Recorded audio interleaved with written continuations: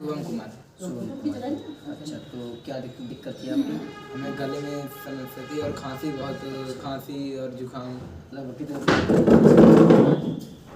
हो गए 15 दिन। 15 दिन। अच्छा, तो फिर आपको मतलब ये किसने बताया था इसके बारे में? ये हमें मतलब नेट में सर्च किया था, तो नेट में विजन ग्लोबल मार्केटिंग, अच्छा, इसमें कई सारे। हाँ, कितने दिन आपने यूज किए इसको? 2 से 3 दिन। 2 से 3 दिन, मतलब आपकी खांसी ठीक हो गई? हाँ।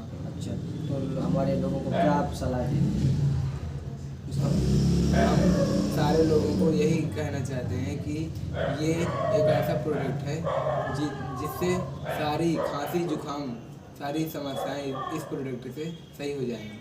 अच्छा, मतलब आपके कहने का मतलब है कि ये एकदम मतलब 100% रिजल्टेड है, इसमें नो एल्कोहल, नो इफेक्टिविटी हुआ है और मतलब बहुत जल्दी रिजल्ट आ जाते हैं। ऐसे 2 से 3 दिन में हमारी खांसी सही हो गई।